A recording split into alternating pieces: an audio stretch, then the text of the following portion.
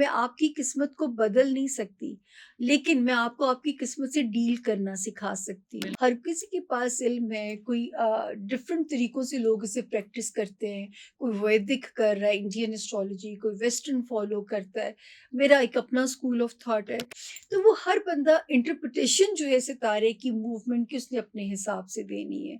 तो यहाँ हम किसी को सही या गलत नहीं कह सकते। हाँ, मैं रब का सिर्फ ये ज़रूर अपने पे करम करूँ कहूँगी कि आप सोचिए कि 2020 के बाद से मैं 2009 में टीवी की दुनिया में कदम ठीक है। रखा मैंने।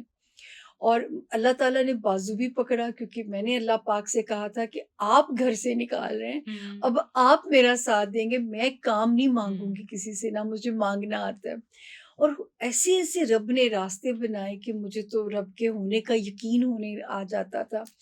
तो मेरा पहला इंटरव्यू पाकिस्तान के सबसे बड़े चैनल था, उसका एक बहुत बड़ा बड़ा फ़ेमस मॉर्निंग शो हुआ करता था। बल्कि जियो का ही था, वो दुबई से होता जी। था प्रोग्राम। तो मुझे उसमें काम करने का मुझे उन्होंने इंटरव्यू के लिए बुलाया। और इंटरव्यू में उन्होंने कहा, पहले 2 दिन मेरा इंटरव्यू हुआ, तो फिर उन्होंने कहा कि जी हम पोल कराते हैं कि अगर आपको सामिया खान हमारे शो पे चाहिए। तो मुझे आज भी किसी एक का वो कमेंट याद है, उन्होंने कहा, "हमें ये तो नहीं पता ये कौन है, क्या है? इनको देख के लगता है ये जो कहेंगी सच कहेंगी।" वो मुझे बड़ी प्यारी लाइन लगी और हुँ, उस वक़्त मैंने एक लाइन बोली जो कि अखबार ने अपनी हेडलाइन बना दी कि सामिया खान ने शो में कहा है कि मैं आपकी किस्मत को बदल नहीं सकती, लेकिन मैं आपको आपकी किस्मत से डील करना सिखा सकती हूँ। बिल्कुल। तो एक तरह से ये एस्ट्रोलॉजिकल सेशन तो होता ही है, ये समझिए मैं काउंसलिंग सेशन ज़्यादा होता है। जब मैं ज़ायचा रीड करती हूँ तो जो वीक एरियाज़ होते हैं, हुँ, उसमें मैं अपने क्लाइंट की काउंसलिंग करती हूँ ठीक है। कि यहाँ पे अल्लाह का शुक्र अदा करो, यहाँ पे जो है इस पे रिपेंटेंस छोड़ दो, इस ये एरिया वीक है, तो इसके ऊपर सोचने का फ़ायदा नहीं है कि अपनी एनर्जी को आप ज़ाया करो। जो अच्छा है उसके लिए जीना शुरू कर दो। बहुत किसी अच्छा आपने हाँ, कहा क्योंकि मैं आपसे एक सवाल पूछना चाहती थी कि लोग आपके पास आते हैं, आप उनको बता तो देती हैं कि आप आइडिया तो दे देती हैं उनको कि आगे उनकी तकदीर जी, में जी। क्या है। लेकिन अगर किसी की आगे ज़िंदगी में प्रॉब्लम्स ही प्रॉब्लम्स हैं, तो फिर वो इंसान क्या करे? तो आपने बता दिया कि आप उसको फिर कोच भी करती हैं। बिल्कुल, मैं इसीलिए तो मेरी एनर्जी भी बहुत लगती है और आहिस्ता-आहिस्ता मैं अपना काम समेटती जा रही हूँ कि पहले मैं 6 लोगों को मिलती थी, तो मैं 4 पे आ गई हूँ। 4 से भी मेरी कोशिश होती है बस 2 एक दिन में हो जाएँ, क्योंकि पर सामिया पूरे जी आप कोचिंग कैसे करती हैं?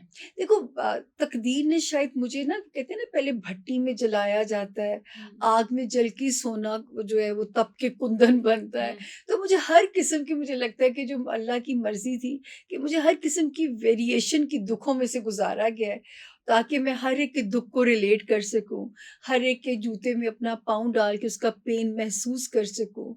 और फिर जिस तरह मैंने सरेंडर नहीं किया ज़िंदगी के आगे, बड़ा बोल नहीं है ये, हुँ, लेकिन मैं एक शेर हमेशा कहा करती थी कि जिस धज से कोई मख्तल में गया वो शान सलामत रहती है। तो मैं कहती थी जीना है ना तो शान से जिएँ। दुखों के आगे सरेंडर ना करें, क्योंकि हुँ। यही तो इम्तिहान है इंसान लड़ने की का। हिम्मत रखें। यही तो इंसान का इम्तिहान है ना। तो वो बास बारी अल्लाह का करम है कि मेरी बड़ी लॉयल क्लाइंटल होती है कि वो, उनको पता होता है जब वो फँसते हैं, जब उनको मशवरा चाहिए होता है, तो मैं कहती भी हूँ कि मुझे अपने क्लाइंट्स बच्चों की तरह लगते हैं कि जब उनके दुःख अल्लाह पाक ख़त्म करते हैं। और अब वक़्त सबका आता है ज़िंदगी में, अच्छा बिल्कुल, भी, बुरा भी। बिल्कुल। इतना खूबसूरत हज़रत अली का फ़रमान है कि ना वक़्त से पहले मिलता है, ना नसीब से ज़्यादा मिलता है। और फिर मोमिन की 5 निशानियों में से एक निशानी है, जो अपनी किस्मत पे साबिर और शाकिर रहता है। अगर आप सब्र भी, यही मुझे सिखाना होता है। मैं तो तकदीर से डील करना सिखाती हूँ।